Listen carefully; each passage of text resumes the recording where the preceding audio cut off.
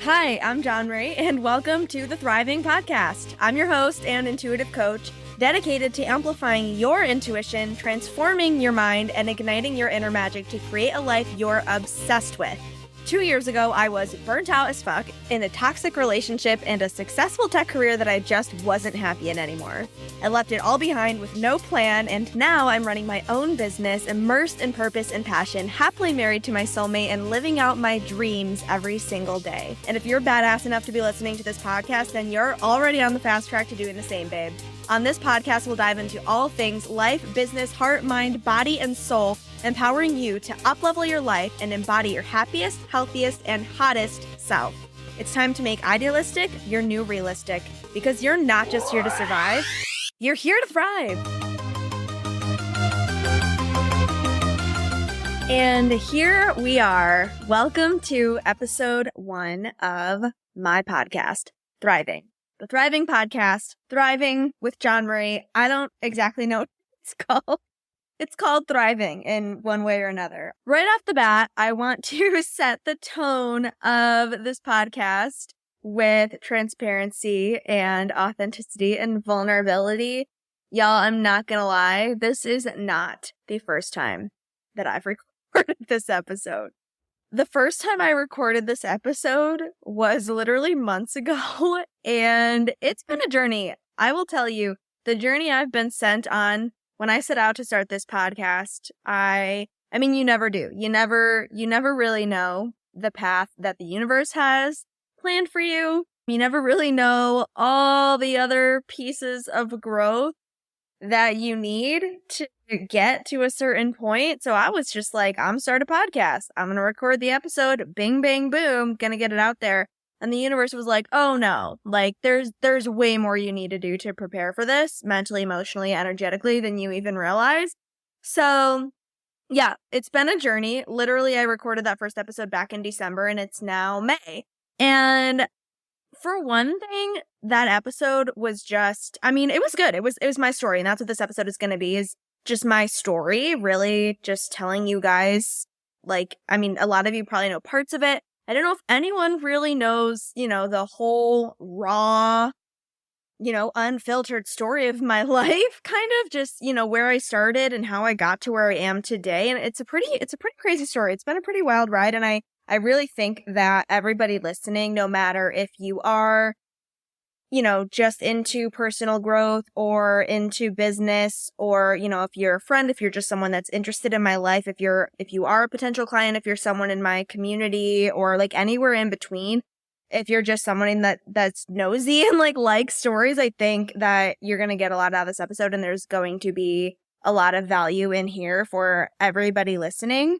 And I really just wanted the vibe to be, we just met, at a coffee shop, or I was thinking we just met at a bar, and I'm telling you my life story, but bars aren't really my vibe. So I'm kind of we just met, we're at a coffee shop, you're a stranger, and I'm just spilling my guts to you and telling you my life story. And I wanted it to just I really wanted to keep that raw, unfiltered, unedited vibe to it. And it was my first episode, guys. I was scared shitless. I was overthinking out the wazoo, and stopping and starting the recording every 2 seconds, re-recording over parts. And I mean, it still came out good, but the energy just felt off to me. You know what I mean? And especially that being 5 months ago, it's kind of I remember this songwriting course I took one time, and he said something about, song is a living thing. So the energy of a song, if you start a song and then kind of leave it for months, it's going to feel different when you come back to it, as opposed to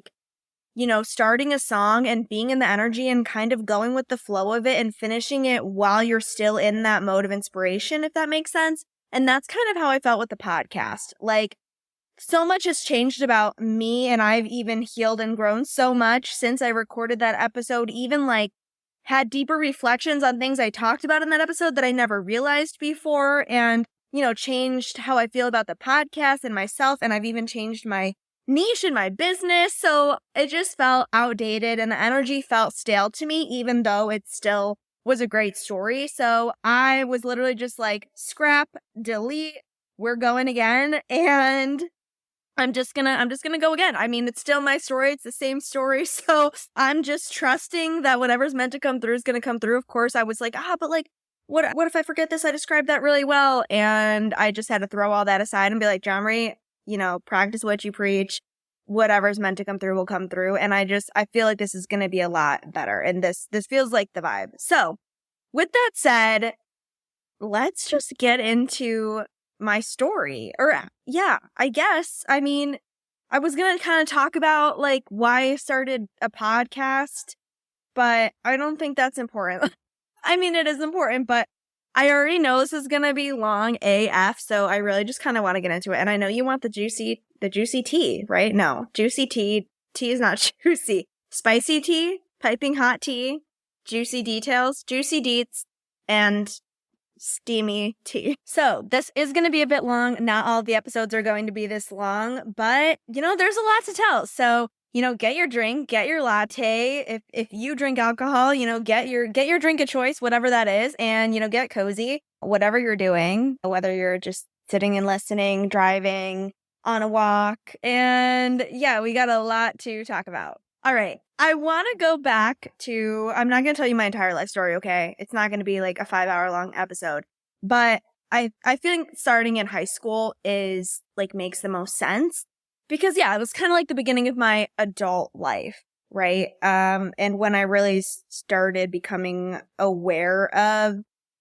myself, I actually didn't even really get into like personal growth until a couple years after high school, but the biggest first changes that I made that were a really big part of me, reconnecting to my intuition and getting to where I am today. I feel like to understand those fully, you need backstory of where I was at, which starts in high school. And I also just, I don't really have anything notable from my childhood that I feel is super important. I had a pretty good childhood. I'm very fortunate for that. My parents did divorce when I was 5, which obviously had impact on me and my life, but none that is super relevant to the story I'm going to be telling today. And it, hasn't really caused major issues in my life. The biggest challenges in my life have been other things that I'm going to talk about. So yeah, gonna stop trying to over-explain and I'm just gonna start the story. So back in high school, I wasn't really the happiest gal. And it's ironic because from the outside looking in, you would not have known that. Like, I feel like probably if anyone's listening that I went to high school with, it's not like I was a stereotypical, like, depressed, like, quiet person by any means. I mean, I was, like, a very bubbly, outgoing. I was a cheerleader. I was pretty popular. I was friends with a lot of people. Yeah, I didn't really have, like, depressed, isolated, loner vibes, but that's how I felt inside. So I always just kind of had this dichotomy, even from, like, back then. I mean, even going into childhood, of just feeling really alone inside, but I kind of had that, front of like being really confident. And I was confident in myself in a lot of ways, but really I had very low self-worth. And I definitely dealt with like, anxiety in certain levels, even though I never would have said back then that I thought that that resonated with me at all. But I got very jealous about things. And I always felt, what's the word? I felt kind of possessive of my friends. Like, I felt like if I wasn't their best friend, then, then they didn't really like me, right? And then I had the same thing with guys. Like, I would get really close with these guys and I would like always be the one that had a crush on my guy best friend, right? And they never really liked me back.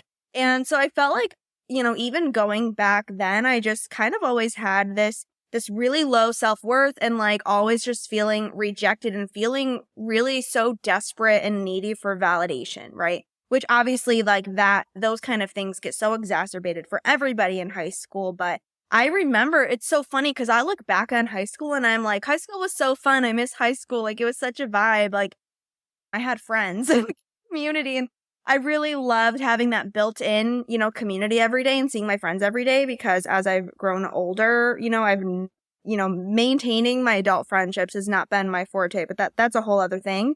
But it's funny because I'm like, why do I say I miss high school, but really during high school, like I was like depressed every day.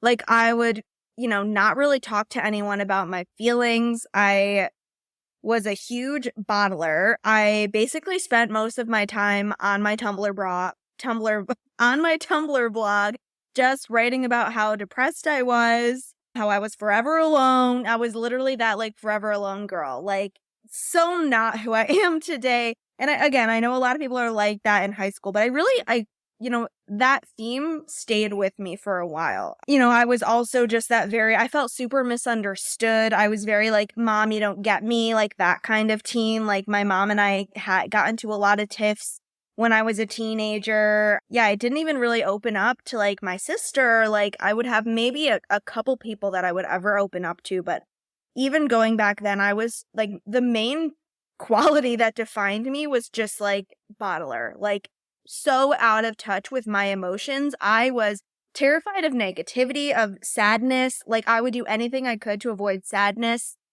Never even wanted to watch sad movies, which honestly I still don't. But like, yeah, I had like this stone cold heart almost, and it was, protection.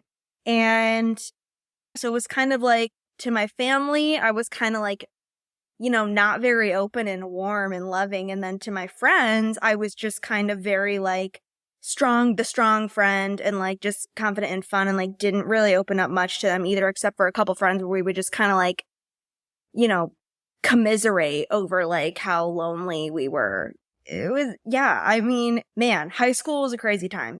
And yeah, this theme of bottling my emotions. And I mean, I love that analogy because, like when you like stuff into a bottle, right? Eventually like the bottle gets to a point where it's full and it explodes. And so that would happen for me from time to time where like, suddenly the bottle would explode and I would like vent all my feelings to somebody and I'd be like, wow, I feel so much better. Like it kind of feels good to talk to people about what I'm going through. But then I wouldn't learn from it. I wouldn't integrate that at all. And then I would just continue to like start bottling again and like refill the bottle. And that really stayed with me for a long time. That's honestly still something I'm so much more open and vulnerable. Obviously, I'm like telling my whole life story to strangers on this podcast, but yeah, I just used to be like so to the extreme with just not sharing my emotions with anyone, and that really started to take a toll on me. I also ended up actually basically losing my entire friend group near the end of high school, which was a whole thing that I'll have to tell that story in another episode. But yeah, so just kind of like added to my self-isolation and like putting those guards up. And yeah, really just, being terrified of my own emotions. So that's kind of like where I started. So I'm going to take a drink. Feel like I'm already getting lost in the sauce. And I mean, I really just didn't know who I was, right? And a lot of people in high school, they feel that way as well. And I had no idea what I wanted to do with my life. So as I started getting later into high school and we started thinking about college, I was like, bruh, I do not want to go to college. I was like, I do not want to go. I don't know what I want to go for. I hate change. I literally hated change. I was just, terrified of everything. Like, I had no trust, and I was just so in fear and so disconnected from myself and from my intuition. And so I like barely even did research on college, did not want to think about making a decision. I would get mad anytime anybody asked me about it. And yeah, I just wanted to stay in my high school bubble, even though I also like wasn't happy there. But at the end of senior year, I did end up getting into my first serious relationship. And that was really nice for a while. And so when I got into that relationship, I was kind of like, oh, I can like be safe here. And like, I finally feel loved. And I finally wasn't rejected by the guy that I liked. And so then I didn't want to go to college because I was like, I just want to stay here in my relationship, hang out with my boyfriend. I want to be like, stay at my comfortable job at Tim Hortons. And, I didn't want anything to change. I literally you can go back and like search my Twitter or my ex or whatever. And I tweeted multiple times, literally just, I hate change. Like, I remember taking screenshots of all those tweets and actually putting them on my Survivor audition video. Just like, I hate change. I don't want to change. Like, I didn't want to grow, right? Change is growth. And I didn't want to grow. I wanted to stay familiar and comfortable. And it's hilarious, actually. Even, like the name of this podcast is Thriving, right? Which literally means to grow and flourish. And that's what I'm obsessed with now. So Yeah, just complete 180.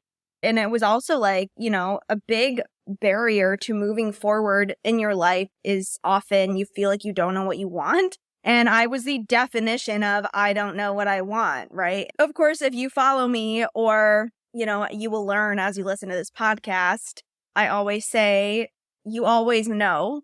If you feel like you don't know, it's just because you are suppressing or rejecting what you do know.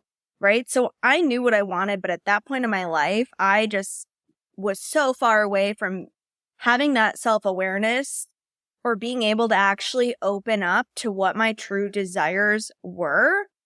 Because, yeah, like I just had no idea that, suppressing your intuition was a thing. I didn't even know what intuition was. So it was kind of like I just grew up and I was like, oh, I got to go to college. I got to get a job, ba-da-da-da-da. And none of that resonated with me. Right. And so I was like, I don't know what I want to do because I didn't want to do any of that. Right. And the things that I did want, like, I didn't think I was good enough for, or I, didn't even consider them options. So I just immediately suppressed them and was just like, I don't know. I hate this. So I ended up going to college for digital media arts. And that was basically because I had a class in high school that was on digital media, and we did, like audio editing and video editing and photo editing and stuff like that. And I liked it. It was like my favorite elective. And I was kind of like, well, this is the only thing that I know that I kind of like. So I don't really even know what else I would do. So I guess I'll just go for this. And there happened to be a college that was like 25 minutes from my house that I could commute to that had a pretty good program with digital media. I did dorm the first semester. I did not want to. I had decided to before I got into that relationship. And then once I was in that relationship, I was like, no, I just want to stay home and hang out with him. I don't want to go.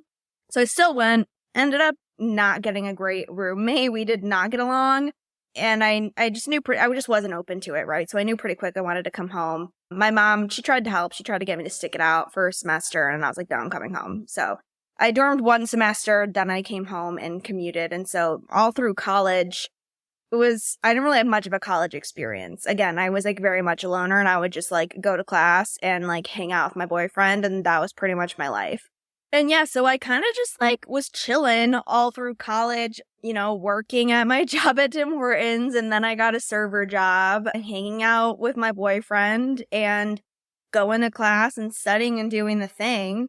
I ended up adding a computer science degree and double majoring because ironically, even though now I'm an entrepreneur and I'm like, I want freedom, like I want my own business and I love entrepreneurship.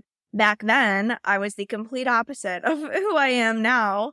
Or, I was in there somewhere, but I was presenting as the complete opposite of who I am now. And so ironically, I was like, actually, it seems like a lot of people who go into digital media end up freelancing and like they don't really get a steady job. And like, I really just want like to know that I'm going to get a job with a boss and I'm going to get paid. And I don't want this like uncertainty, right? Like I was terrified of like all of the principles of entrepreneurship, which is so funny.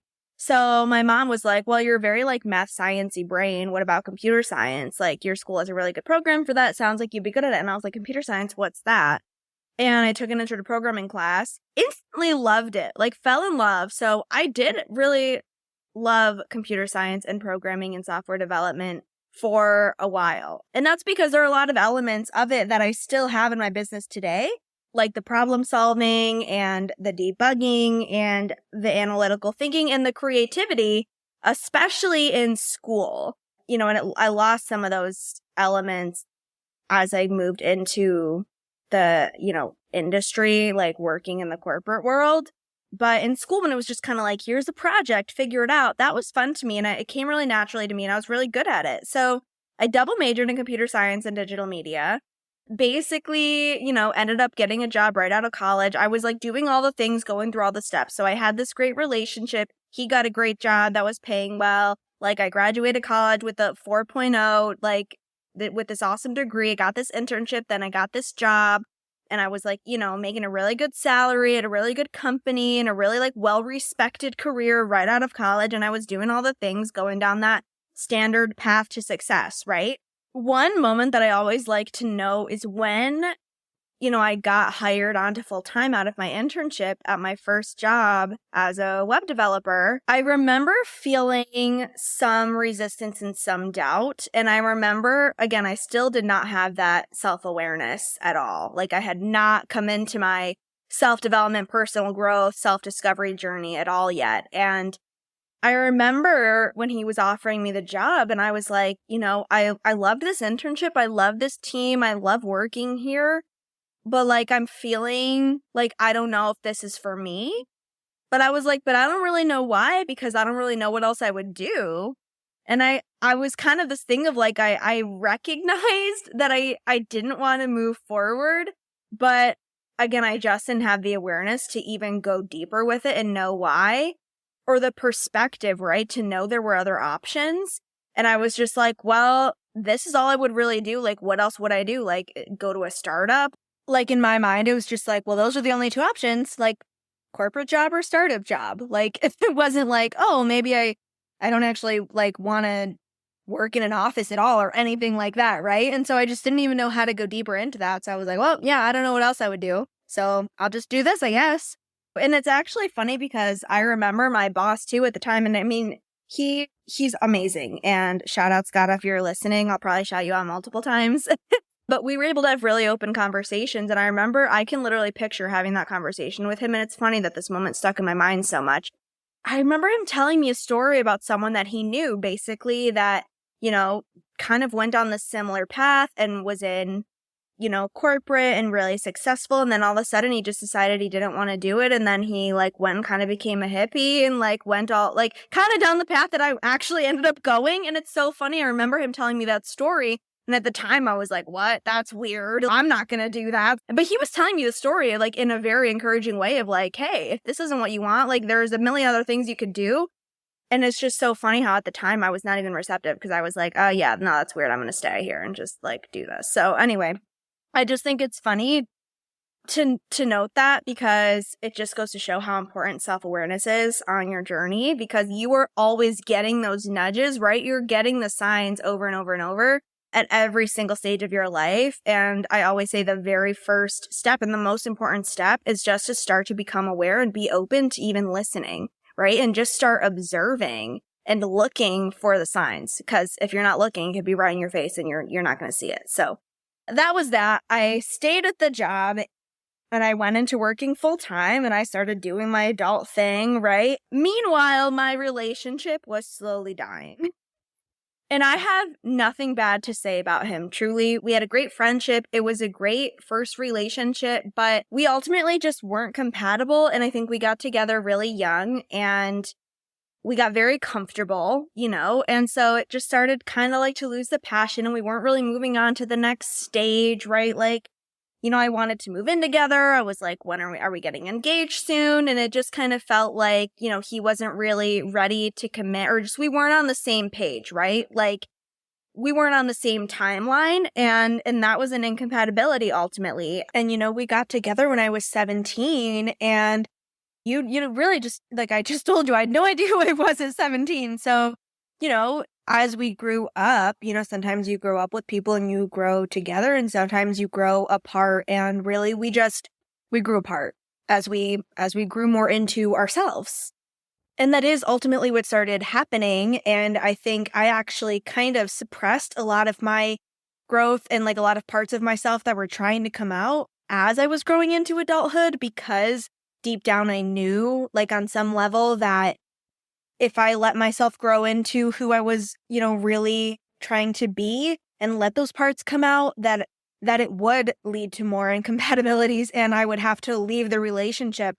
And so that terrified me. And so I actually held myself back for a long time, and really suppressed these parts of myself that I felt coming up that I actually really wanted to let free, so that I could stay safe and stay in this comfortable situation, which brings us to, 2018. So, I graduated college, started that full-time job in 2017. This is also around the time, actually, no, I lied. It was like freshman year of college. I started to develop this chronic pain in my neck and traps, which that whole story is for another time, but just another example of how much I was really suppressing myself and my emotions and, like my self-expression, it was literally started to manifest as chronic pain, and that pain lasted for, oh God, like about almost 10 years.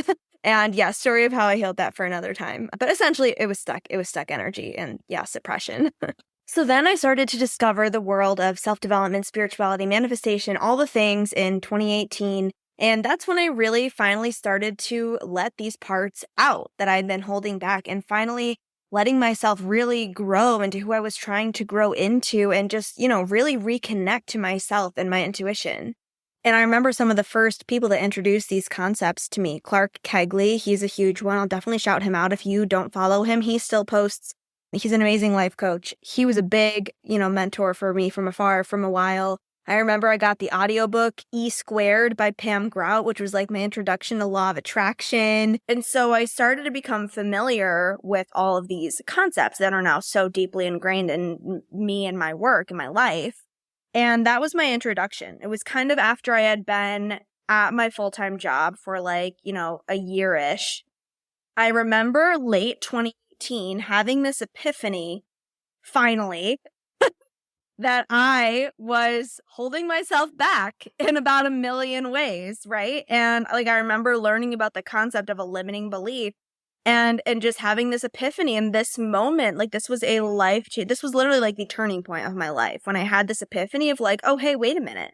All these things that I never thought I could do, I'm actually just the only one that's telling myself I can't do them. It's not like there's just some universal law that's John Marie, you're not good enough for this. You're only smart enough for these things. I could actually do anything I want.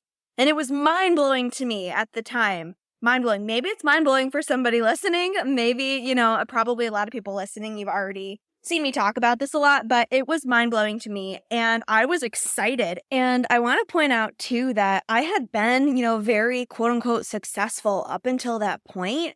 And so I think that's why it was so mind-blowing to me, because I always thought of myself as someone who went after these big goals, right? And I had accomplished a lot of things. But the thing was that, yes, I had a lot of accomplishments. I had been very successful in a lot of ways, but they were not things that were hard for me, right? They were impressive things to a lot of people. And I'm really fortunate that I'm, intelligent and that these things did come pretty easily to me. And I was a very hard worker, but the difference was I had never actually tried to accomplish something or set out with a goal where I thought I might fail. Right? So I was kind of fake challenging myself, right? Because I was doing things that I knew looked good and other people would think they were challenging, but I knew that they were within my comfort zone and I was confident I would succeed. And it's just a whole different ball field. Is that the expression? It's a whole different game. It's a whole different thing when you're trying to accomplish something or going after a goal where you don't actually know if you'll succeed, right? Versus it could be even a big goal, but you have confidence that you'll succeed, right? So it was this difference of I had never tried something where I thought I might fail or I didn't actually know it would work out or I would be successful, but I just tried it anyway because it was just oh my God, I can try anything I want. So it was this whole discovery of what it even meant to actually go outside of my comfort zone. It was I had this new lease on life and I was oh my God, all these things I've always wanted to do, I'm just going to do them. And I made huge plans for 2019. I was I'm going to start traveling a ton. I had always thought, I had this version of myself in my head of man, I would be so cool if I was a traveler, right? And if I was a musician, I'd always wanted to be a singer-songwriter. And all these things that I just thought I wasn't good enough for and never even considered it was a possibility. And I was oh, it's way too late for me to learn music. I don't know how to travel. I haven't been on a plane in years. I wouldn't know what to do, just making excuses, right? And so for 2019, I was oh my God, anything's possible. I'm going to just I set 20 New Year's resolutions and and goals, resolutions and goals. And I accomplished every single one of them. I remember the biggest ones were to travel more and to basically become a musician and a singer-songwriter. I didn't even have songwriting there. It was just learn guitar, learn how to sing, But once I started learning those two things, songwriting just came naturally. But yeah, so I made all these goals and then I spent 2019 just doing all those things. I always say I turned my I wish list into an I will list. And so I just started going on a bunch of trips. That's like, I have so many stories from those travels that I'll have to tell later on the pod. I literally just picked up a guitar, my mom's old guitar. I looked up on YouTube and I started teaching myself guitar. It's so funny the excuses we'll make to stop ourselves from doing the things we really want to do. One of my excuses with that was, I don't want to cut my nails. I loved getting my nails done, and you can't have long nails to play guitar. But it's only the 4 fingers that you need to press on the strings. And so I was like, oh my God, like, fuck that. I'm just going to cut those 4 fingers. I'll leave the other ones long. I still have one pretty hand. And I kept getting my nails done. I just had 4 short nails. Literally nobody ever noticed. And the only reason they noticed was because I would then point it out to everyone because I was like so proud of the fact that I did that. I was like, look, oh my God, like I have 4 short nails. You didn't even notice. It's like so hilarious. So anyway, I, taught myself guitar at, how old was I then? 24? 22? Was in my early 20s, and it's hilarious because at that point that seemed so late in my life to be learning a brand new skill, and now I'm like 29 and it's like, oh my God, imagine I didn't do it. Like that's 7 whole years now. I feel like I've been playing guitar forever, right? I'm still not an expert, but I'm decent. I perform for people. Like I write my own songs. Like I'm definitely know how to play. Like now it seems like a lifetime, and so I always like to highlight that to people who have been like, sleeping on a dream or something and you feel like it's too late. It's never too late. One of my all-time favorite quotes, and I don't remember who said it, but I know that I first heard it from my mom, is don't give up on a dream because of the time it will take to accomplish it. The time will pass anyway. And I've really lived my life by that, and I wouldn't have any of, the things that I love in my life today if I had told myself, it's too late, right? I mean, I wouldn't have started my business. I wouldn't have, spoiler alert, obviously I end up leaving that relationship. I haven't gotten quite there yet, but, I wouldn't have left that relationship if I was like, oh, it's too late. Like, we've already had 7 years. Like, I have my whole life planned out. I can't start over now. I'm 25, and it's like, oh my God, like, I was 24 when I broke up with him, and I was like, oh my God, I have to start my whole life over. I'm already 24, and now I'm like 29, and like my life is perfect. Okay, I'm listening back to the episode, and I just had to come in and add, perfect was not the right word to use there. My life is much more aligned, and I'm a lot happier than I used to be, and I understand how to live in alignment with my truth and how to listen to my intuition, but I still have fears and emotions and shit to deal with. I know how to deal with that shit a lot better, and I have a lot more trust in myself and my journey, and I'm able to navigate challenges a lot more easily. But yeah, far from perfect because perfection is a myth, and also I still have so many, even bigger goals, right? Like this is very far from the end, but of course this is just a story of how I got to where I am. But yeah, really what I'm trying to say is these aspects of my life, specifically my career and my love life, that used to feel so horrible are now in a much, much better, more aligned, happier place. Okay. Just wanted to clear that up. My life is definitely not perfect, but it is very different and much, much better. Okay. So on that note, so it's just like, you actually don't realize like how much time 1 year is, how much time 5 years is, right? I was having this conversation with my husband the other day where we were talking about like, yeah, we want kids, but we're like, oh my God, but like not yet. And I was like, but I feel like we have at least a few years. And I'm like, a few years doesn't seem like a long time. But then I was like, I always feel like it's not a long time. But then I remember like, okay, 2 years ago, I was literally still at my development job. I was still in a toxic relationship. Like even 5 years ago, I was literally still at this corporate job that I'm telling you about. I was just starting like my journey back to myself and reconnecting to my intuition. And that is like a zillion lifetimes ago. And then it really highlights like how much can change in 5 years. So if you're feeling like, oh my God, it's way too late for me to start this, or oh my God, I'm running out of time, think back to where you were a year ago, 2 years ago, 5 years ago. And that really helps illuminate like, oh my God, that's so much time. But anyway, I'm going to get sidetracked a million times. I already know. What was I even talking about? Oh yeah. So anyway, taught myself guitar, started taking voice lessons, started just writing songs naturally because I was like, singing and playing guitar, and it just kind of started happening.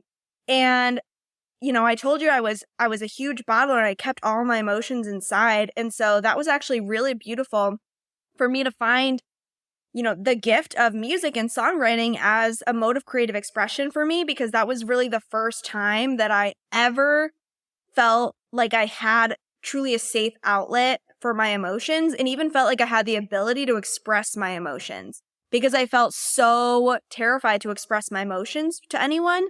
But it was like when I had the guitar and I could put them into a song, it was just the first way that ever felt accessible to me to really start to open up to my emotions. So that was huge for me. I even remember like going back to this relationship.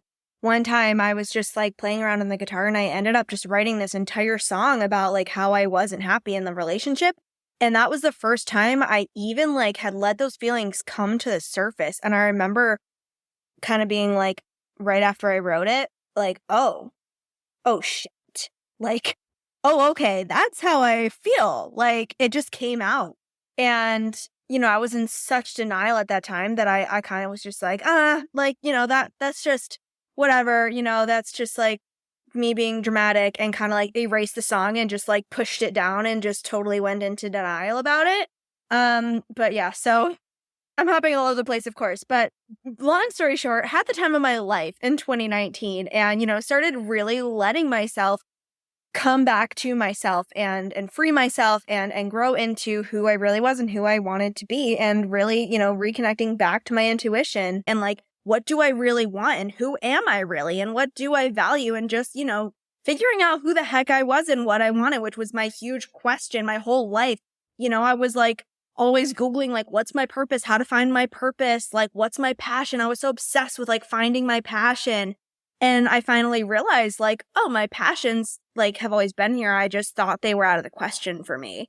Right. And so this was my year of like coming back to myself and really freeing myself and taking all these limits off myself and stopping trying to fit myself into a box that I thought I had to fit myself into for other people and what I thought I should be doing. And just like letting myself live the way I wanted. I mean, this was the very beginning. This was the very first layer of self-discovery and of removing limits. And there were so many, deconstruction and unboxing that had to be done and has been done since then. And there are still so many layers that still have to be peeled off even where I am now. But this was the beginning, and I felt so free by the end of that year. But what that really highlighted also was, I stopped holding myself back in all these ways. And then it became painfully clear what was still left in my life that I was feeling held back by, which was my job and my relationship. At that point, I had been in my relationship for 6 years, almost 7 years. I had been in my job for a few years. And I remember, especially because I was traveling so much and I felt so free when I was traveling because I wasn't, like super tied to these things. And I felt like I could forget about them for a while. And then I would come back and, I remember vividly like being up on my phone, like staying up so late. I had a terrible sleep schedule because I was so stressed all the time because I like hated these parts of my life that were the biggest parts of my life, and it's funny too because I felt so miserable and so trapped at that time, and I didn't even realize how on paper I had an amazing life,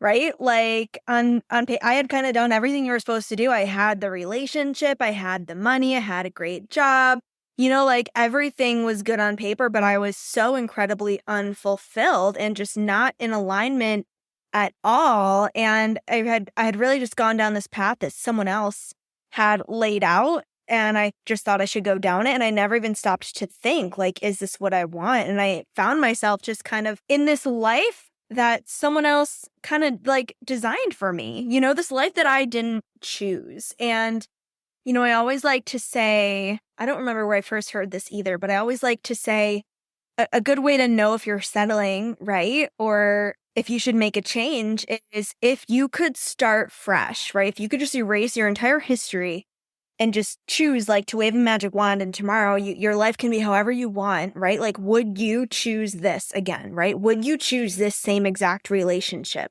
Would you choose this same exact job? Would you choose to live where you're living, right? All these choices you've made, because the thing is, you have a choice at any point in time, right? You are choosing every single thing in your life.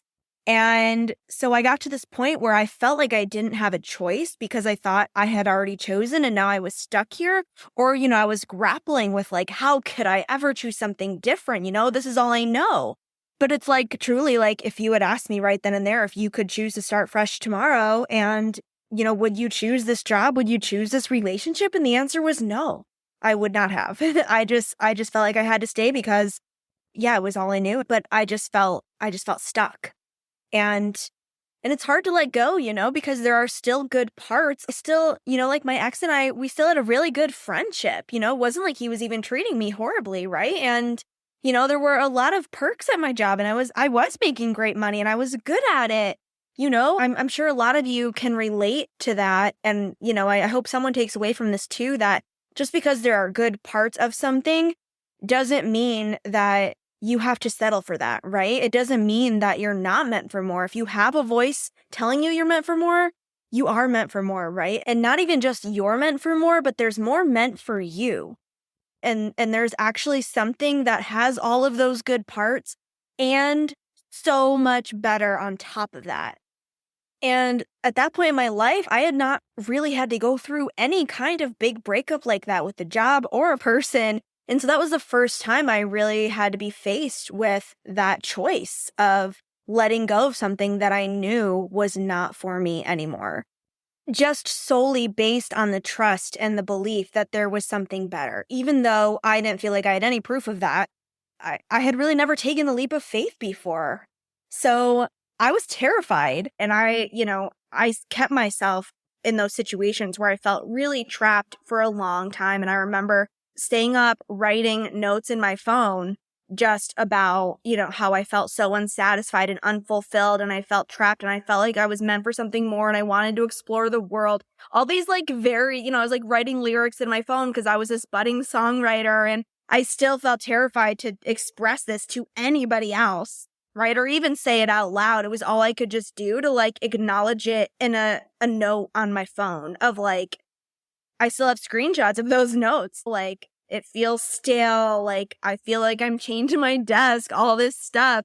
I think so many people still feel that way. And I'm kind of in this, my own world now of possibility. And I surround myself with people who have the same beliefs as me and know that there is so much more out there. But I remember, again, 5 years ago, I didn't even know these were normal feelings. Or I did know other people felt this way, but I guess it's actually not that I didn't know they were normal. It's that I thought they were normal. And so I didn't think they meant anything more. And I didn't think I could do anything about them. So even though I had this epiphany with these other areas of my life, it was with these really core areas of my life, I still wasn't there yet.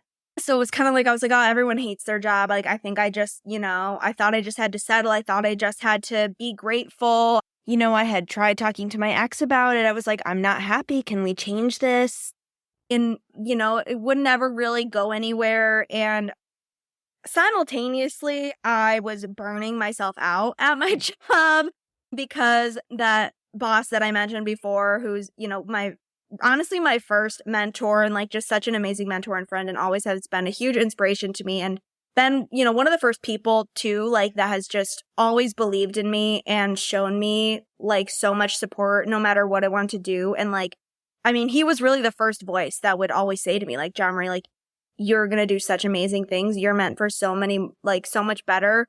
And he would be I'm going to be working for you one day. And I remember him saying that and being yeah, right. Because I just had such low belief in myself. But, thinking back, that is why it is so, so important to have voices like that in your life. Even before you have that belief in yourself, you need to surround yourself with people. You need to have at least one voice that is holding you higher than you're holding yourself. My coach calls them expanders. I'm sure a lot of people, she didn't make up that word, but you need people that are expanding you and uplifting you and holding you higher. Because yeah, that was huge for me to have someone that I always knew would support me and believe that I could do anything I set out to do, even if I didn't believe it in myself. And I should say, my parents have always supported me too. It's not like I had super unsupportive parents or anything like that. And I love my parents, and I am very lucky and very grateful that they have supported me with my decisions every step of the way. When I left my job, when I started my business, even when I When I quit my job with no plan, yeah, they were scared for me. Starting my business, they were scared for me. They still sometimes are, but I know a lot of people don't even have that. So I'm really grateful for my parents' support too. But yeah, Scott, he just really went out of his way often to tell me how much he believed me and how talented I was. And that really meant a lot to me. And so he had actually left that corporate job to start his own business. And I was like, oh, that's so fucking cool. You're starting your own business. Like, you're such a badass. And I got really interested in entrepreneurship. But, again, at the time, I was still just getting into this like realm of, oh, like anything is possible. And so I still had so many limiting beliefs about myself. And it's so funny because I started listening to all these podcasts about entrepreneurship, asking him all these questions, getting so into it. And I was like, man, entrepreneurship is so cool. I could never do it. I'm definitely not cut out for it. Not for me, but like, it's so interesting to learn about. And it's hilarious looking back. Again, the signs and clues are always there. And also, big takeaway here is if you're super fucking interested in something and like find something fascinating and really exciting and love to learn about it, that's not a coincidence, okay? You don't just get super freaking interested in something and like love learning about it for no reason. And it feels obvious to me as I'm saying it, but it wasn't obvious to me at the time. And so I just want to highlight that as well. Like, if there's something you're really, really interested in, there's a reason why you're really interested in that. And so just like, yeah, let yourself explore your interests and your passions, and there are so many people who have this passion and they're like, yeah, I would love if I could make money just doing what I love, and have my, passion be such a core part of my career. But so many people just think it's not possible. And it's like, no, actually, it is so possible. And it's actually most of the time really what's meant for you. So yeah, don't overlook, right? Because I was getting super burnt out in my job and I was like, oh, but I don't know what I would want to do, right? And if you would have looked from the outside, it would have been like, oh, well, duh, you're like obsessing over how cool it is to start a business and you hate your job. Like, put two and two together, hello. But again, it was just so out of the realm of possibility for me at the time. So, oh my God, I feel like I'm rambling, but this is honestly how I would be if I was talking to you at a coffee shop. So I hope that you're finding this interesting and valuable. Let me take a drink. I think it's a really cool story. So anyway, my only thing is I want it to still be cohesive. So I hope I'm not getting you guys lost all over the place, but I don't really care. So yeah, I thought it was super cool he was starting a business and he actually asked if I wanted to come work for their company. And I was like, oh my God, yes. Because I loved him. I was like, I will follow you anywhere. I don't even want to have a boss if it's not you. And they were like a new company. And so they weren't necessarily ready to hire on yet, but I started working for them as a contractor on the side. And so for almost a year, I was working 60 hours a week, sometimes 80. I was working a lot. I was really burning myself out. I was staying up till 4 a.m. at my desk, falling asleep at my desk, many, many nights. I actually literally one time fell asleep at my desk, woke up and committed my code in my sleep. Probably none. I don't know if any of you listening know probably some of you who are listening know what committing code means, but I literally wrote a commit message for my code in my sleep and sent it. And he saw that, I committed code with this cryptic message because I literally wrote it in my sleep. And the next day he was like, are you okay? He's like, everything good? And it really was not, right? and that wasn't because I had to work that much, they weren't putting pressure on me or anything, but that was just a whole other thing I had with really tying my productivity, my worth to my productivity and all that jazz.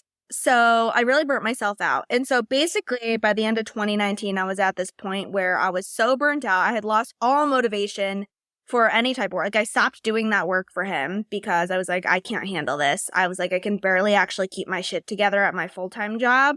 I'm having this quarter life crisis about my relationship with the guy that I thought I was going to marry, that I was trying to buy a house with. We actually did. Yeah. 2019. I forgot to mention we bought a house together. That's a whole other thing. Oh my God. There's so many details. Okay. Long story short, as I said, I had been trying to move our relationship to the next level. I'd been trying to, get, this next level of commitment from him. And, we just weren't on the same page with it.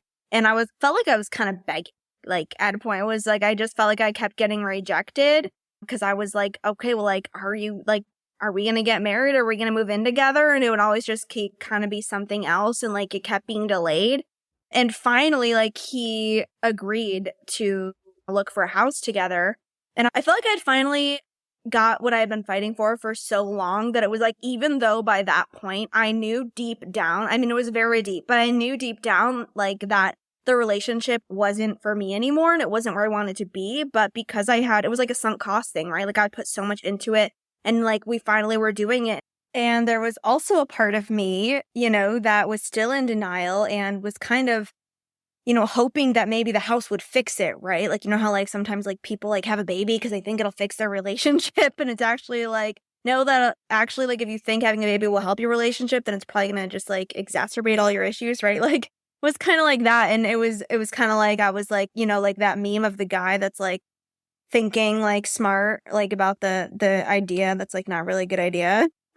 And I was like, well, if I buy a house with him, then I can't break up with him. Like, then I have no option. So, like, I'll have to find my way back. Like, I'll have to get my heart back into it.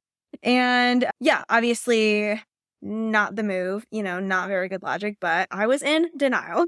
And like, it really was when I say in denial, like I was in, you know, it wasn't like I was like, oh my God, like I don't want this. And I'm, you know, I thought I was doing the right thing. You know, and the reason I'm going into so much detail is like because I know like there's gonna be at least one person listening who needs to hear this. Is like I know it feels like you're doing the right thing, trying to stay and make it work.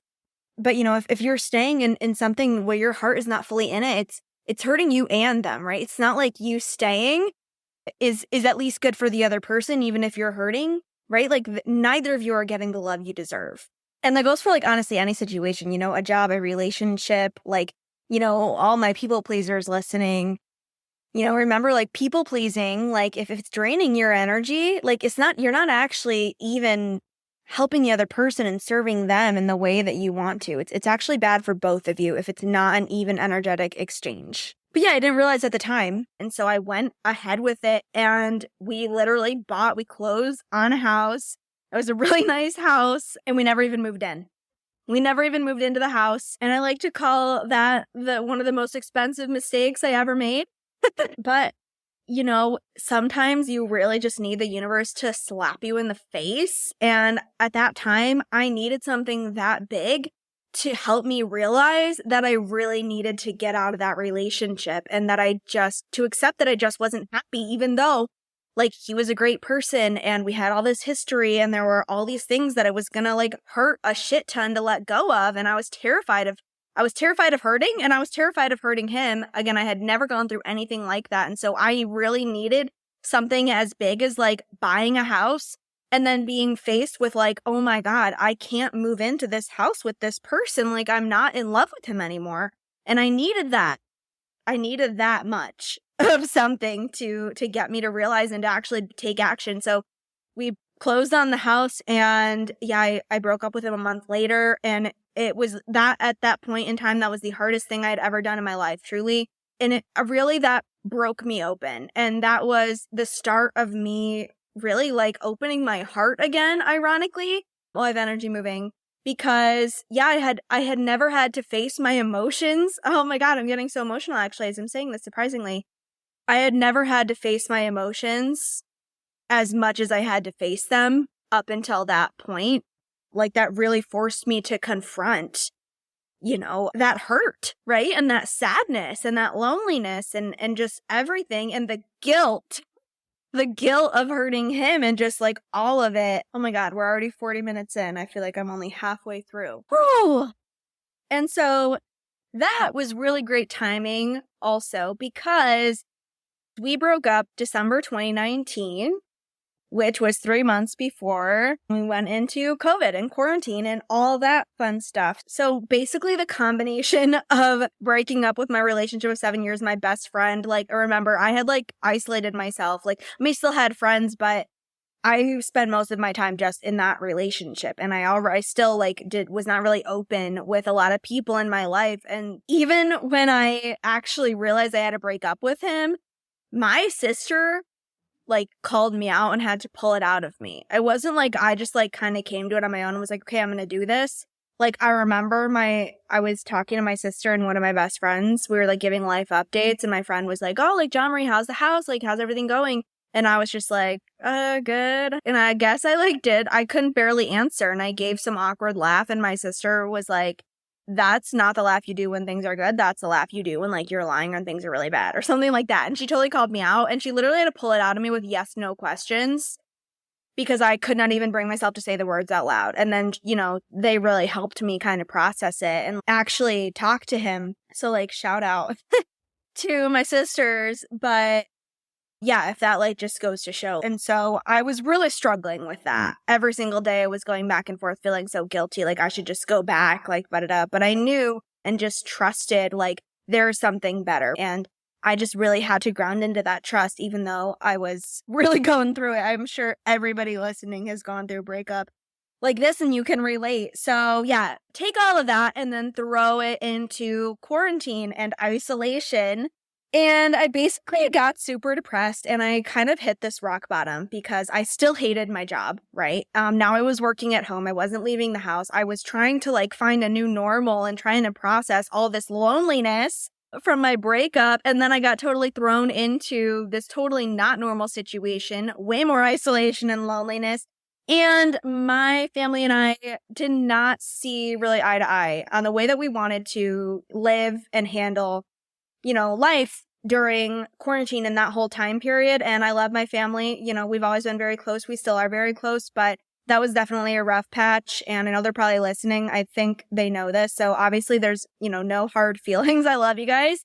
But yeah, we all know that that was a rough period and I felt very judged, very isolated.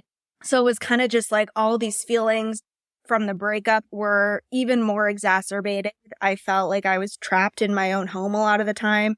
That was definitely the most depressed I'd ever been. I definitely was at, you know, the point where it was a struggle just to get out of bed. You know, it was a win just to take a shower, you know, like it was very, very low. And of course, still, I didn't really talk to many people about the fact that I was going through that. I talked to my guitar and, you know, a few select people at times. But yeah, it was definitely a big low, as I'm sure that time period was for a lot of people.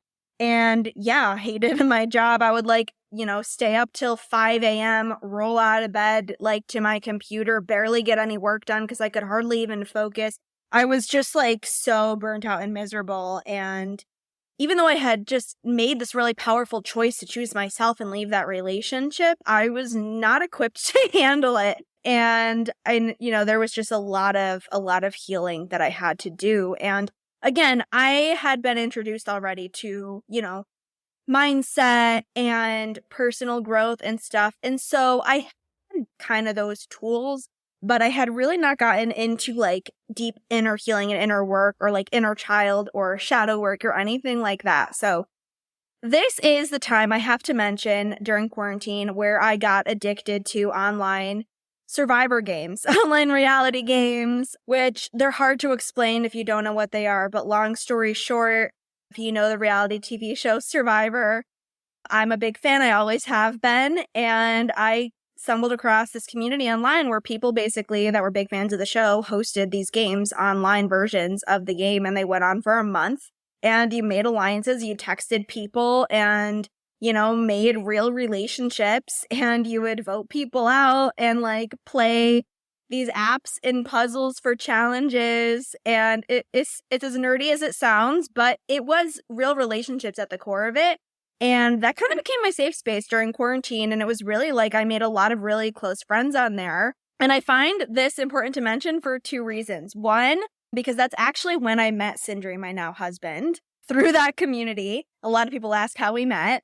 And two, because through playing those games is honestly kind of like entrepreneurship in a way where it really was a growth accelerator and really, you know, emphasized these qualities of you that you may not have realized were like big parts of you. Like they really pulled out fears and emotions.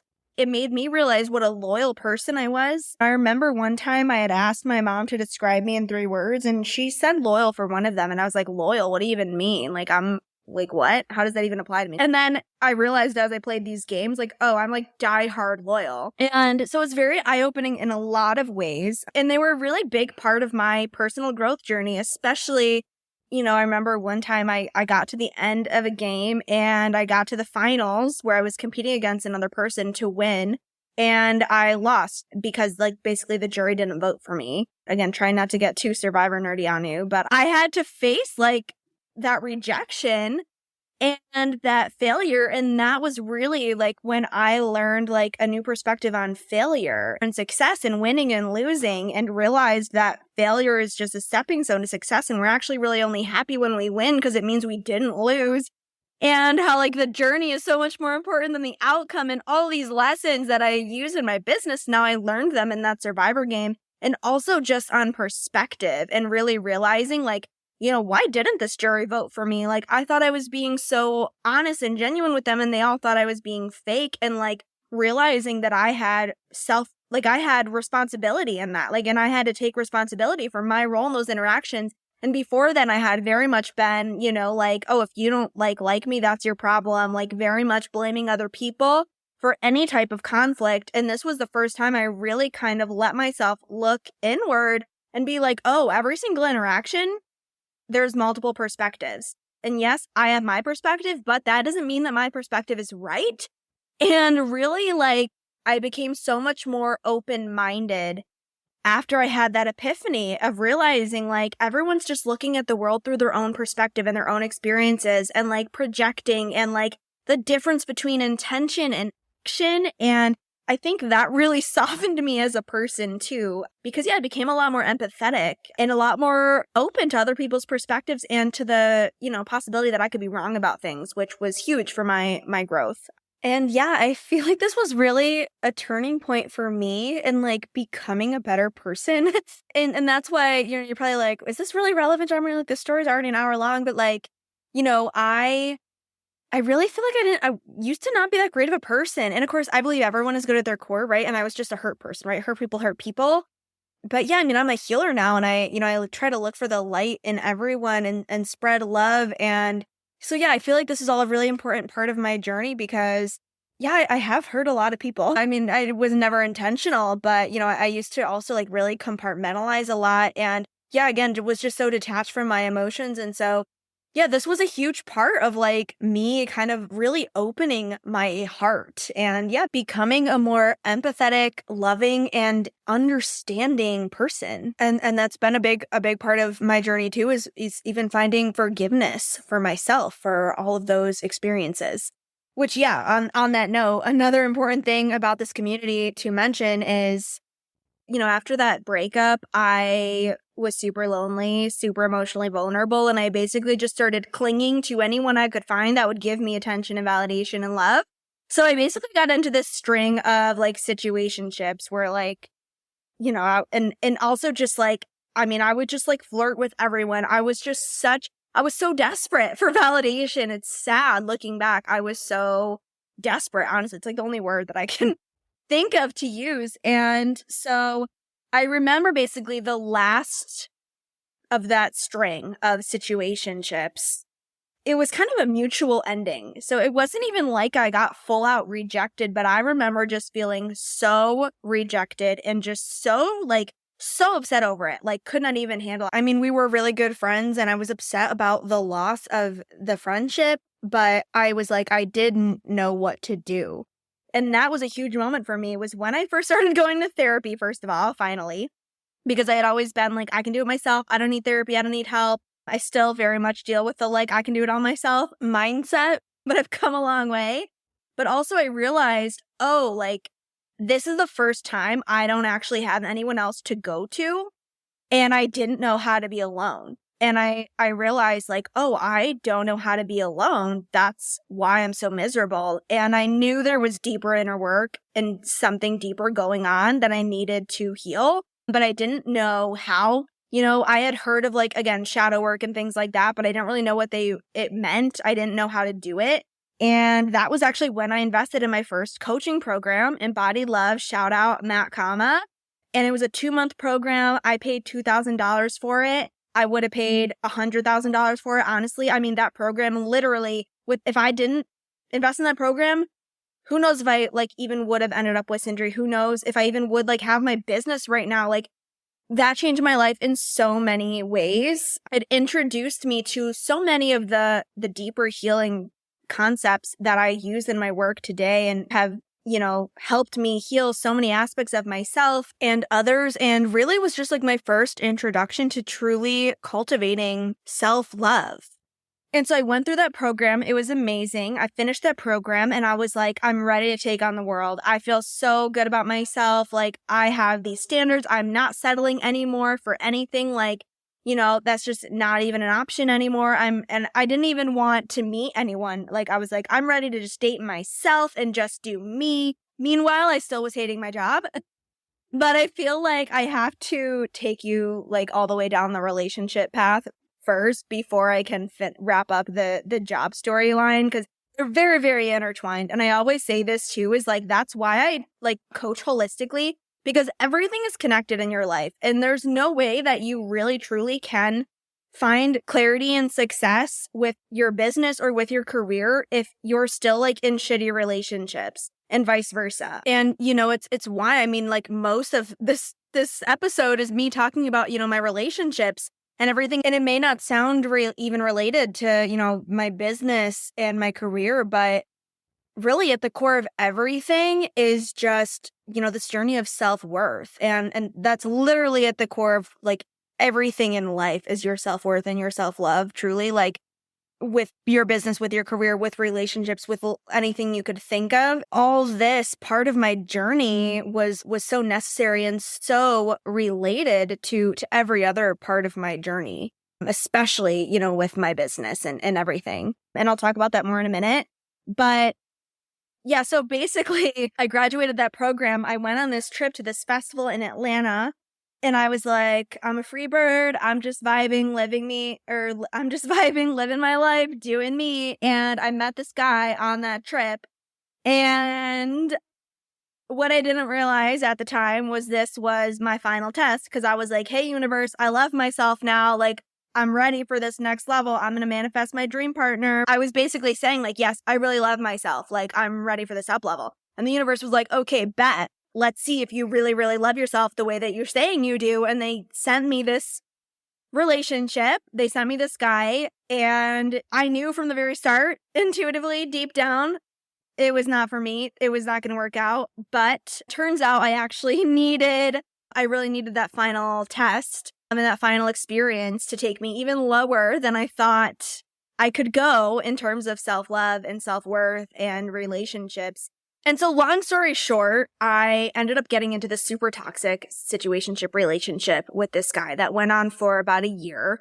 And I was even like, at the time, oh, this must be like, did it work that fast? I really manifested my soulmate that fast after this program. And it was like, no, actually, you've just revealed another layer, right? It's like every time you say you're ready for something, what you're really doing is, if there's anything that still needs to be healed, right? Or like any energy that still needs to be cleared in order for me to be ready for this thing, that's really what you're asking for, right? So it's like you could think that you're asking for this awesome thing and you're just going to get this awesome thing. And it's like, well, yeah, you're going to get the awesome thing, but there might be a lot more healing that you need to do before you can get that thing that you don't even realize.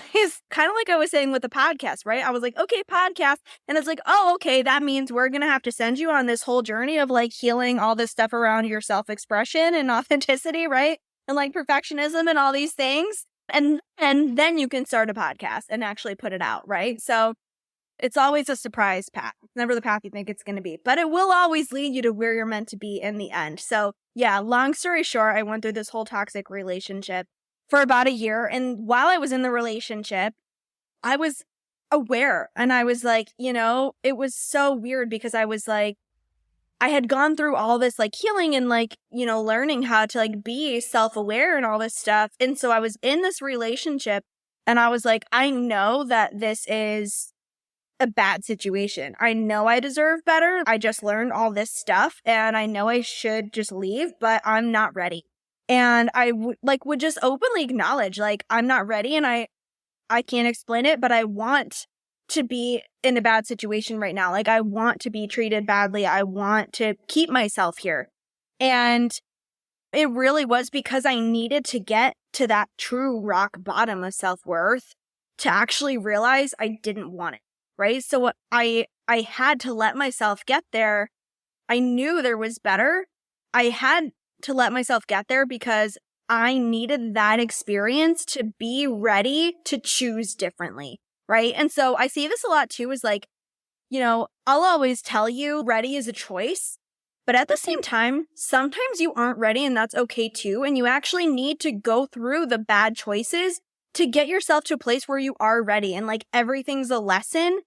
And so it's okay to not be ready, because that just means that you actually need those lessons. You need that experience to get to the point where you truly are ready to choose. And there's a lot of nuance to that, and I don't want anyone to take that the wrong way. It is a choice, but it's, sometimes you're just not ready to make a different choice yet. And really only you can truly know when that is. And I think self-awareness is just really the key, even like I was aware what I was doing, I wasn't in this victim mentality. I was kind of just like aware of like, I know I'm going to make this choice eventually, but I'm not there yet. And it didn't even fully make sense to me. I guess what I'm saying is, as long as you're aware that you are choosing everything in your life, right? Like you can have problems in bad situations and you can be like, I'm not ready to make the change to improve the situation, because a lot of the time it's a really hard choice, right? And yeah, like improving your life and really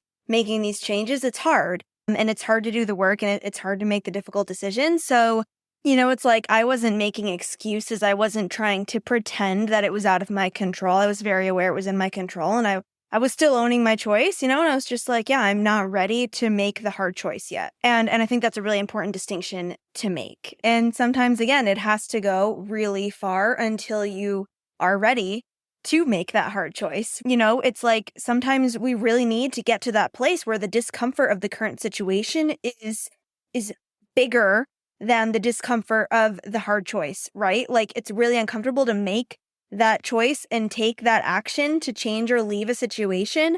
And so, we always want comfort. Our brains want comfort. They want the easy path. And I'm so grateful now that with the trust and connection to my intuition that I've built through these experiences, that gap between, getting the hit or the nudge or the knowing that there's a change I need to make and actually making the change is a lot shorter. But yeah, these were those really big experiences that I did have to go through where I let it get to the extreme, and I did need that divine intervention to actually, be able to build that trust and to learn and to integrate these things to get to the place that I am now, where I can make the harder decisions much more quickly. And I like to point that out too, because, a lot of people are like, oh, like, how did you get the confidence to do this, do this? And it's like, the place I'm at now, I have so much more confidence and trust because I went through these huge, extreme situations where I didn't have it, right? And it really is like some lessons you do have to really learn the hard way. And so that's exactly what this was. And so after I went through that, right, then I was finally truly ready to make that choice, and showed that I actually was able to choose myself even when it got to the most extreme, challenging confrontation of, my worthiness. Because it's like, yeah, it's easy to say like, I love myself and I'm choosing myself when you're in a good place, right? But what really proves that you have that belief locked in is when you're able to say that and choose yourself when you're in a really, really low place. And so I actually had to get to a rock bottom in that relationship where I just felt like my worth was plummeted to the ground, and then still choose myself when it felt like the hardest thing I'd ever done, right? And I thought back when I left that first relationship, that was the hardest thing I'd ever done. That was just the beginning, right? And I had to get into this toxic ass relationship. I had to go through it for so long and get to the point where I was literally begging for him to want me back, to be like, I am actually better than this, and I'm now ready to choose myself because I deserve better. And when I finally chose myself and claimed to the universe through my actions, I deserve better, that is when I finally quantum leaped into the timeline where I could actually meet my soulmate. And that's when I got together with Sindri, and everything happened with that. I mean, it literally was that fast. It was like as soon as I just allowed myself to actually put my energy where I really wanted to put it, like my Sindri and I just like fell in love instantly. For anyone listening who doesn't know, Sindri is my husband. Yeah. And so, I met him back on the Survivor online games. We were friends for a long time. And then, yeah, bing, bang, boom. Got to here. We fell in love. We met in person. He lives in Iceland. Side note. So we are in a long distance marriage right now, but it's literally just the best relationship I've ever been in my life. And he is just so amazing, incredible, and I'm so, so grateful for him. And our relationship is so healthy, so passionate, so, intellectually challenging, supportive, so exciting, so fun, so playful, just so everything. He's my perfect match. And so, yeah, it's just, I want everyone to know that there's a love out there like that for them, just the same way that there's a dream job out there. And I know I'm jumping around and I'll loop back around to this happy ending, but I have to get you there with the job too before we finish out the story. So yeah, long story short with the job, I was miserable ever since I burnt myself out. I was miserable when I came home in quarantine and I was barely getting any work done. I ended up finally going to work for the startup that my boss had left to start that I've been contracting for because I thought, I was like, maybe this is what I need to get my inspiration and motivation back at work. I was really struggling with, I was like, am I depressed because I hate my job, or do I hate my job because I'm depressed about all these other things going on in my life, right? And I really didn't know the answer, or I thought I didn't know, right? You always know. But I felt like I didn't know, and so I was trying all these things, and I was like, well, maybe if I just go work for him, like, I'll be happy again, and maybe I'm just being overworked, and maybe it's just because, XYZ.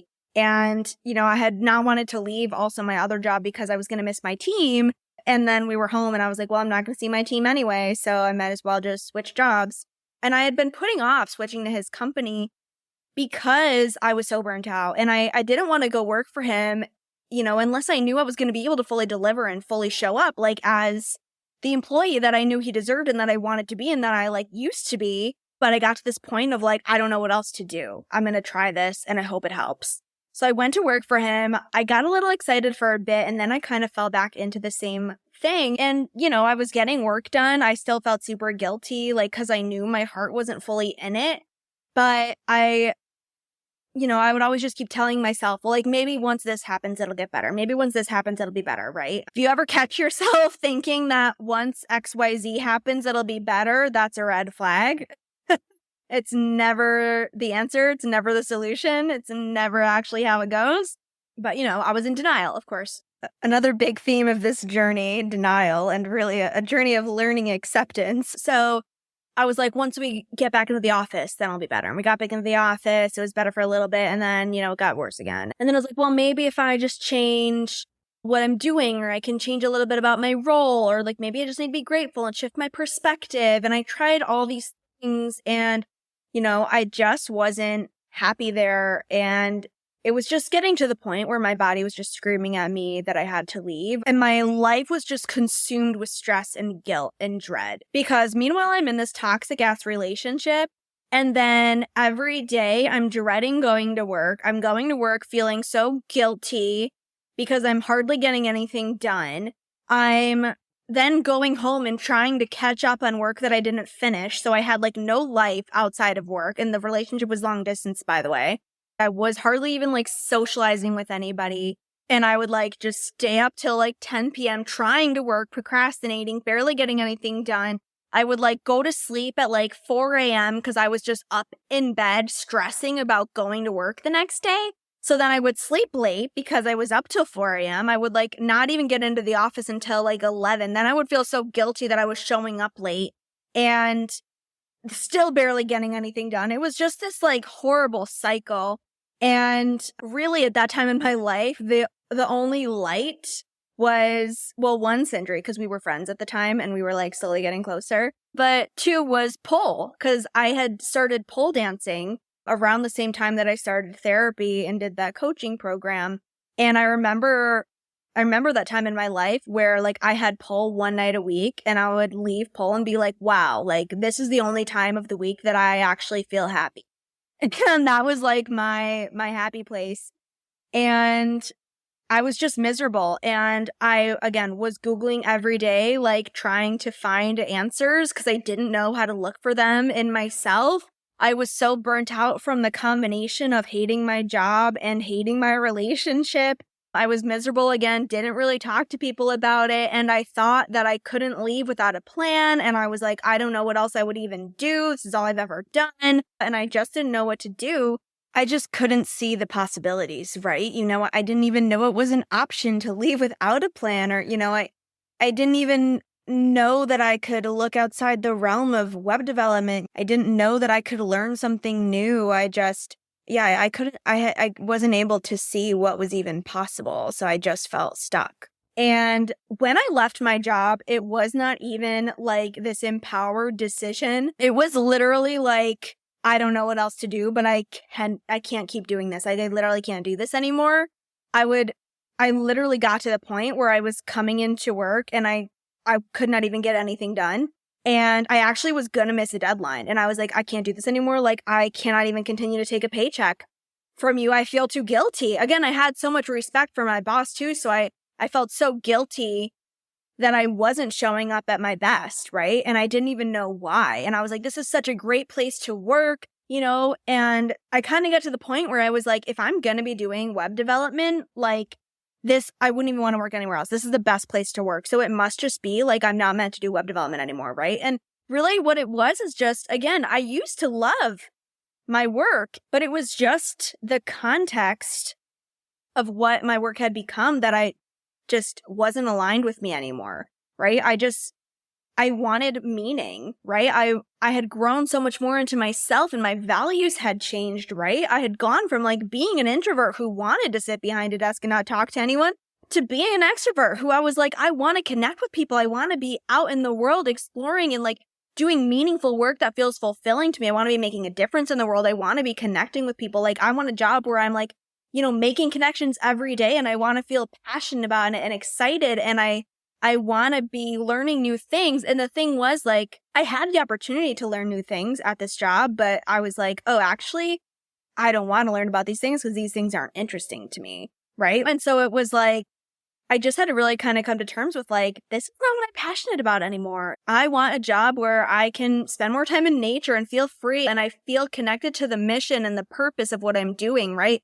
That job was in like mortgage tech. And I was like, I really don't give a shit about real estate. Like, and I could, and people around me too would say, well, you don't have to love your job. Like your passions can be outside of your job. Like your job like gives you money so you can do your passions on the side. And I remember that never resonating with me and kind of like being annoyed when people would say that. Cause I would be like, but what if I don't want that to be true? Like I want my passion to be my work. And I thought I was wrong for that. And so if you're somebody like that too, also want you to take away from this, like you absolutely deserve to have your passion be your work if that's what you want and what you desire.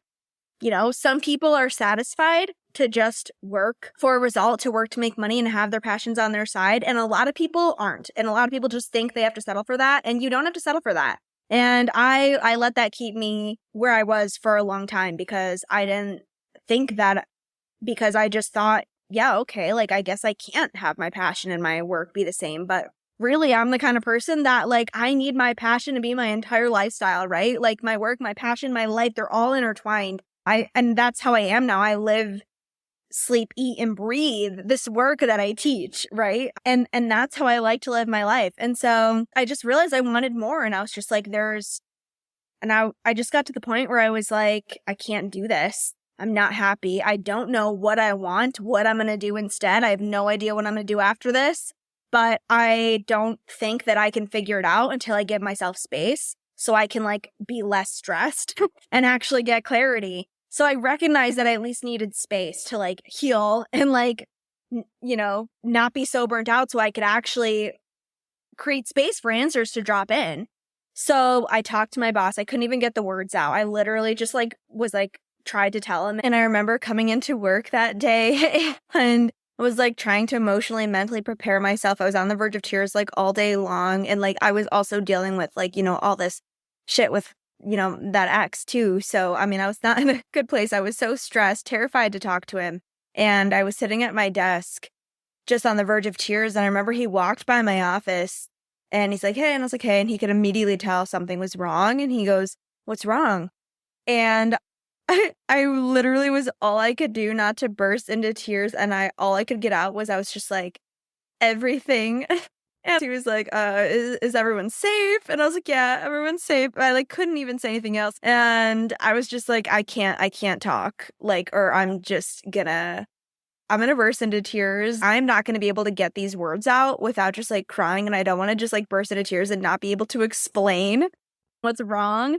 So I ended up like just messaging him and explaining. And then we talked about it the next day. Again, he's amazing. He was so understanding and supportive. And he was like, I just want you to be happy. I'll do anything I can to help you. Like, just again, like everyone needs a Scott in their life. Cannot thank him enough for everything that he's done for me. But yeah, I remember it's funny because he's like, well, what are you going to do? Like, are you going to do something, health related? And I was like, what do you mean? He's like, well, you're like, so into health. You're the healthiest person I know. Like, you're really passionate about this stuff. And I was like, I don't know. I never really thought about that, which is like so hilarious. Because again, I just like was so disconnected from myself still, even though I'd gone through all this self-discovery, like, health had been my passion my entire life, which again, that's why I say, like, if you're passionate about something, don't like shut that down. Don't like act like that's for no reason.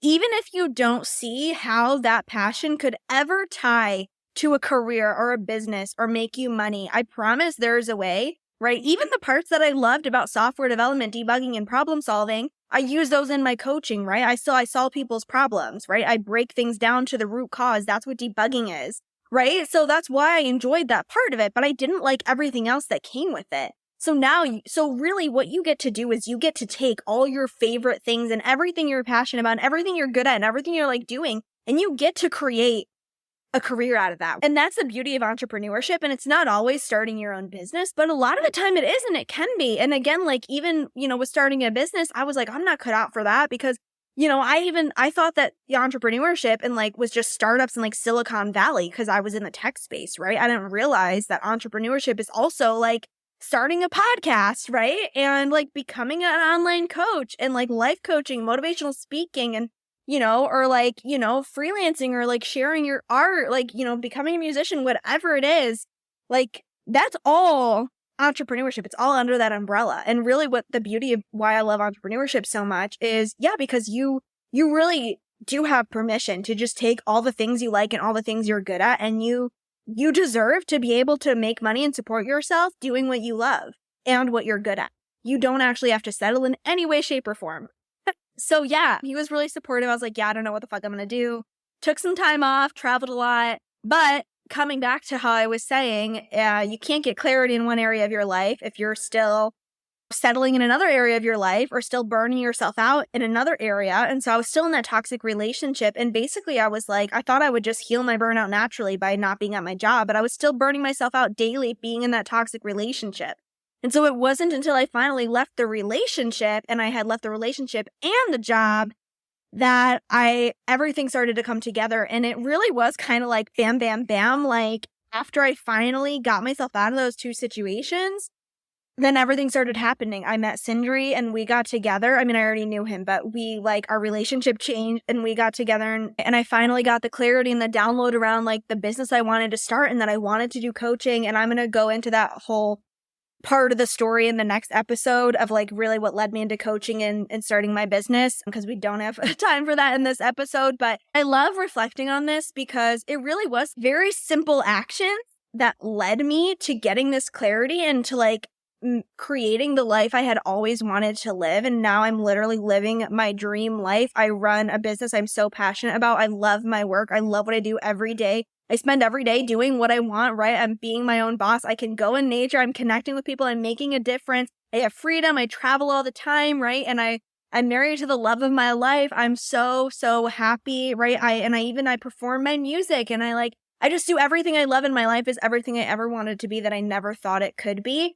And literally what led to this life that I'm now living is just me listening to my intuition. It's all it was, right? And just choosing myself and choosing what I wanted and always believing it was possible, right? Of course, I didn't always believe it was possible, but if you go back and look at like in that story, every time a change happened, it was because I made a choice to follow my intuition, even though it was scary as fuck. And I had no idea what was going to happen, but I knew that there was something better, and I knew that I didn't have to settle.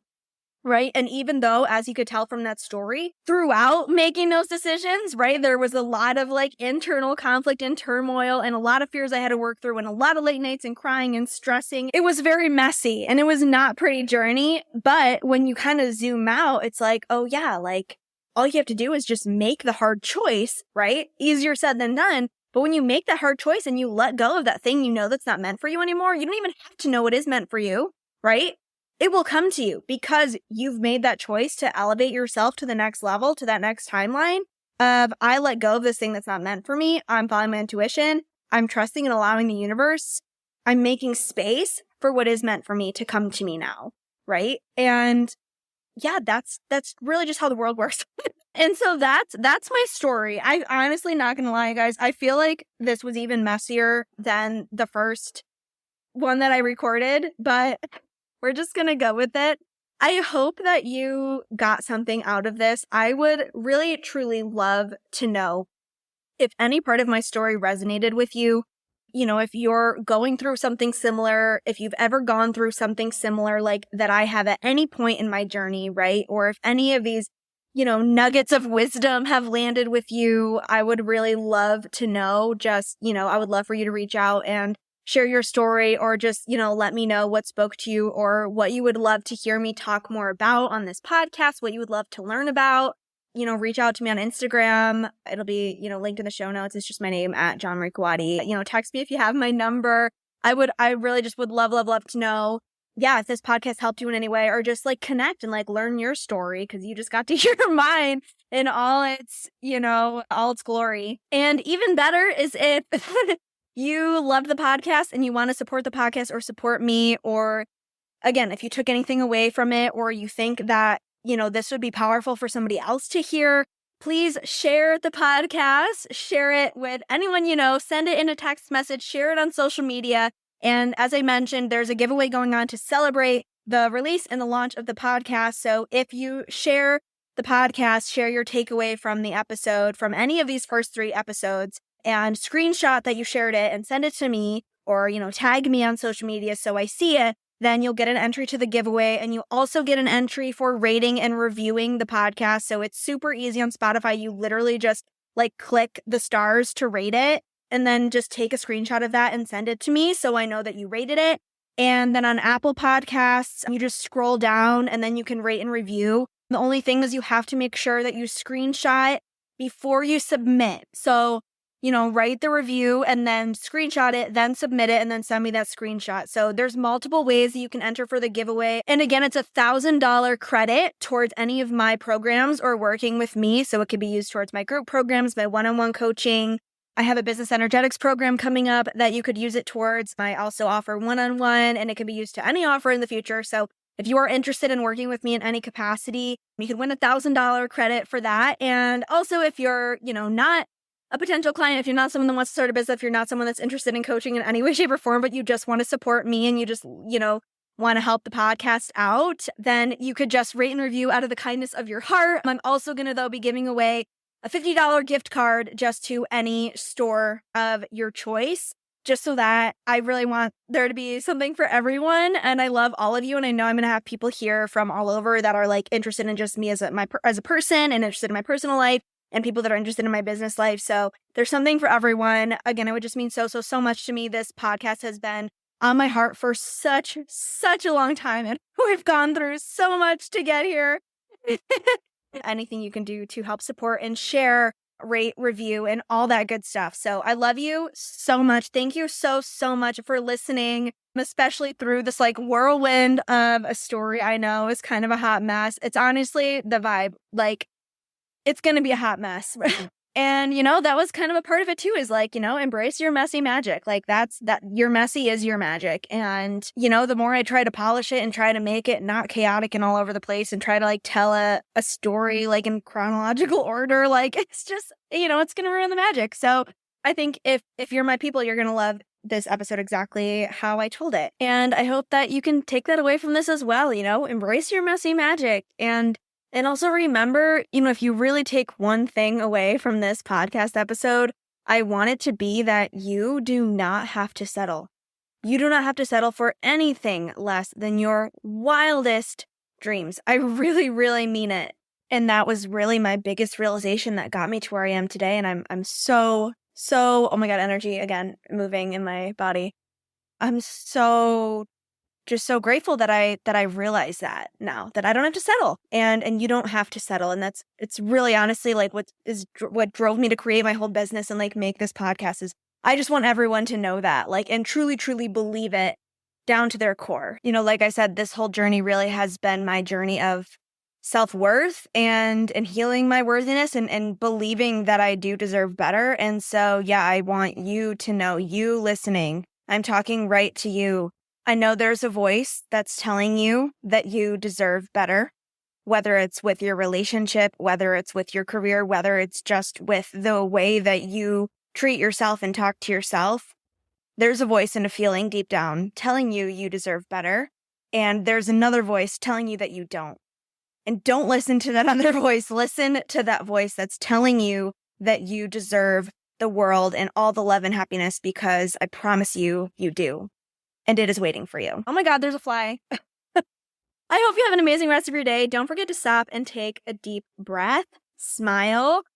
Thank you so much again for listening. And you have 2 more episodes to binge if you're listening to this during the launch week. And then we will be back here every Thursday. Thriving Thursday. I was actually going to do Wednesdays, and then I was like, wait a minute. I can't not have Thriving Thursday. So stay tuned, and I'll talk to you next week. Love you guys.